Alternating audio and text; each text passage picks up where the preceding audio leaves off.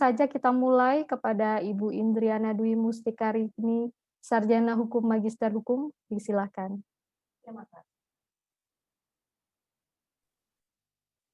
Baik, terima kasih Bu Yuni Harmawati kesempatan yang diberikan kepada saya. Mahasiswa, para peserta, juga adik-adik peserta webinar, saya akan menyampaikan paparan saya berkaitan dengan tema pada kesempatan pada hari ini, yaitu mengenai revitalisasi nilai-nilai Pancasila di era pandemi. Dan ini saya kaitkan dengan era globalisasi. Baik, ini saya mohon izin untuk share screen saya berkaitan dengan materi yang saya sampaikan pada pagi hari ini.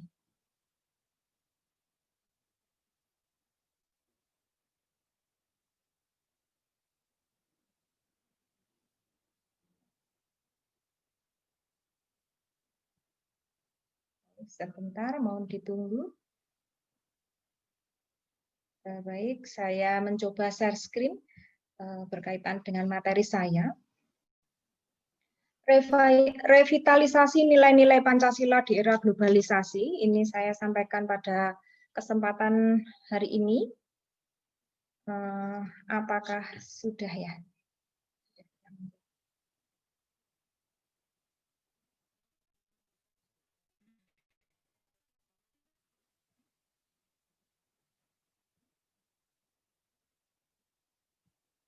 Sudah siap? Jadi kita lihat dulu, kalau kita berbicara masalah revitalisasi, bahwa revitalisasi itu adalah proses cara perbuatan menghidupkan kembali atau menggiatkan kembali. Jadi kalau kita berbicara pada revitalisasi Pancasila, maka bagaimana kita menghidupkan kembali nilai-nilai yang ada di dalam Pancasila. Nah, kemudian selanjutnya berkaitan dengan globalisasi, yaitu proses masuknya ke ruang lingkup dunia. Jadi karena kita ini sekarang di masa pandemi, kita mudah mengakses dunia dengan handphone, dengan laptop, kita bisa mengetahui berbagai negara yang ada di penjuru dunia. Kita mengetahui informasi mengenai ideologi, mengenai budaya, mengenai perkembangan perekonomian dan sebagainya. Maka di sini seolah-olah dunia itu menjadi sempit dengan adanya globalisasi. Kita bisa mengakses berbagai macam berita yang ada di penjuru dunia. Selanjutnya yaitu ini saya mengutip dari tulisannya Hilda Risman di dalam jurnal tentang strategi perang semesta, bahwa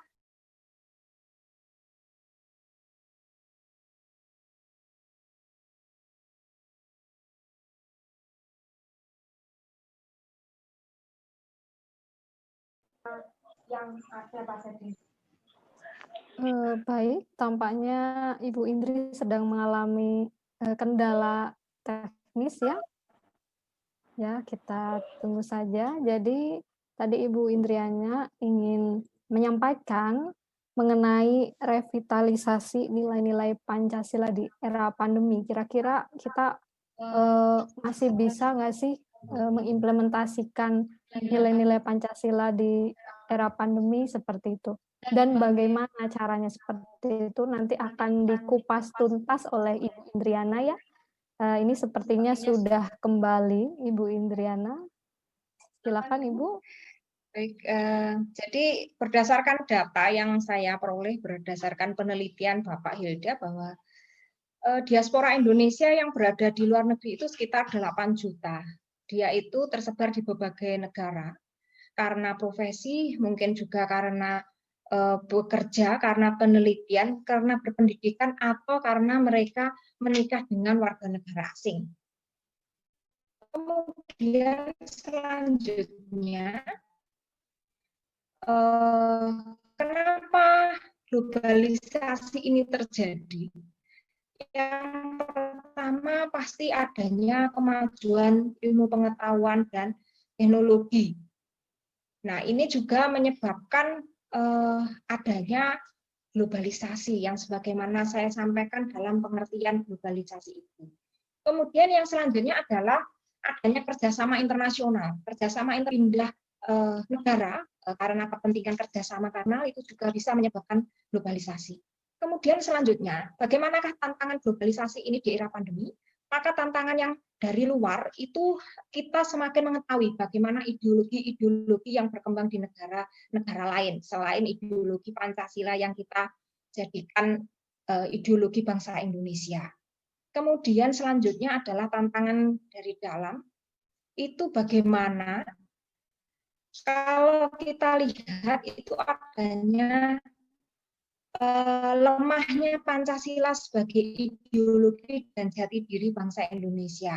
Karena dengan adanya globalisasi ini saya melihat sudah semakin tidak menggunakan ideologi sebagai jati diri bangsa Indonesia. Karena mereka lebih menyukai kadang budaya Barat seperti sekarang yang sering muncul adalah budaya lagu-lagu Korea, kemudian drama Korea yang lebih disukai daripada budaya-budaya bangsa kita sendiri. Kemudian tantangan dari dalam selanjutnya adalah kemajemukan bangsa Indonesia. Kalau kita melihat kemajemukan bangsa Indonesia, kita melihat bangsa Indonesia itu memiliki berbagai suku, agama, ras, dan golongan ini, kan kita mudah untuk terpecah-pecah. Terpecah-pecah artinya di sini kita banyak timbul masalah, timbul perbedaan karena ada kemajemukan tadi. Maka Pancasila adalah satu-satunya ideologi bagaimana kita memecahkan persoalan yang ada di dalam negara kaitannya dengan kemajemukan bangsa.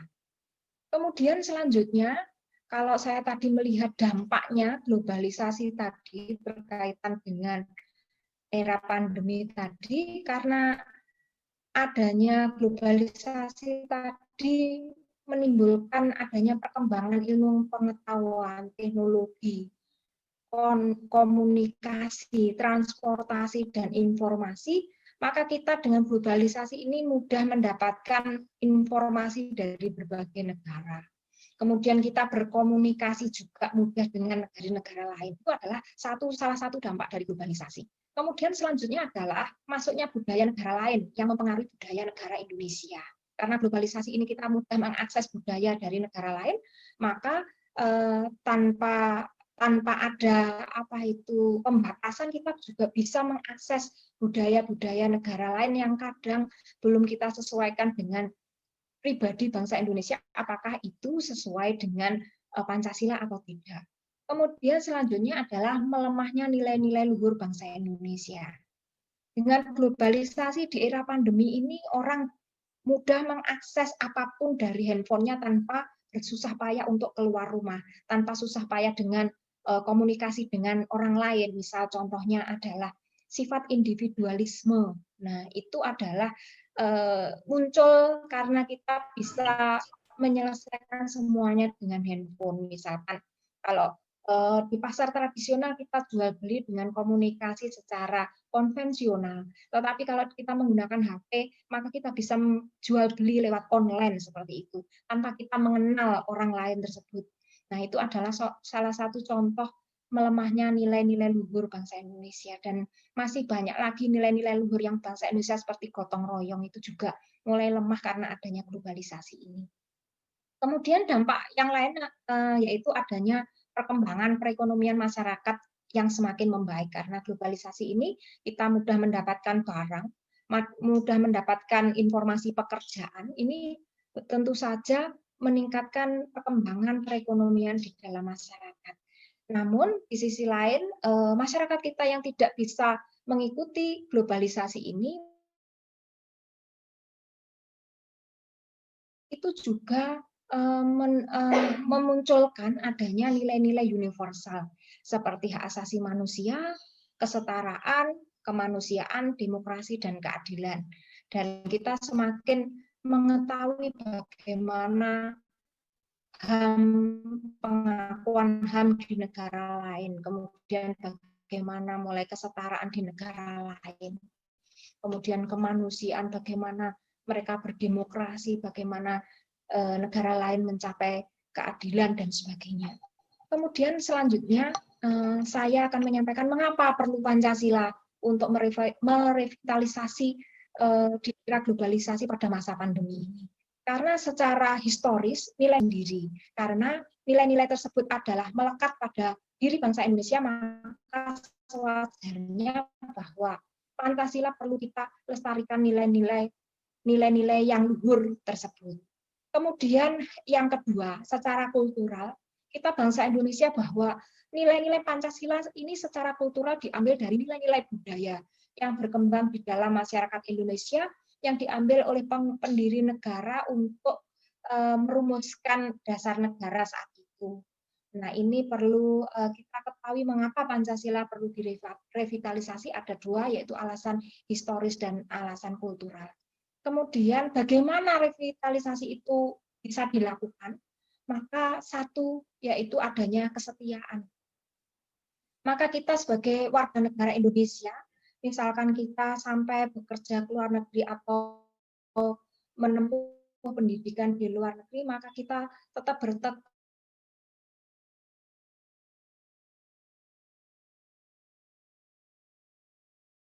Nah, ini adalah salah satu perwujudan dari sila ketiga. Kemudian selanjutnya adanya komitmen.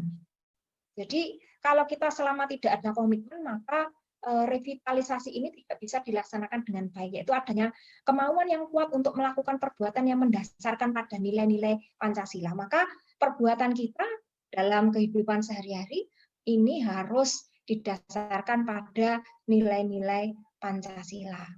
Kemudian selanjutnya, karena kita wujud kecintaan kita, kesetiaan kita, komitmen kita kepada negara Indonesia di era globalisasi ini, yang paling penting adalah kita sebagai warga Indonesia mau mengabdikan diri untuk negara Indonesia, tentu saja untuk kemajuan bangsa Indonesia ini, supaya bangsa Indonesia ini mampu mewujudkan tujuan nasionalnya yang sudah dirumuskan di dalam pembukaan Undang-Undang Dasar pada alinea 4.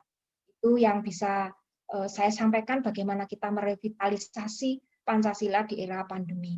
Baik, itu yang bisa saya sampaikan. Terima kasih atas perhatiannya kepada semua peserta seminar dengan paparan saya pada pagi hari ini. Mudah-mudahan memberi manfaat. Jika ada hal yang tidak berkenan, saya mohon maaf. Dan bila ada pertanyaan yang ingin disampaikan kepada saya, nanti ada sesi tanya jawab di setelah pembicara yang terakhir.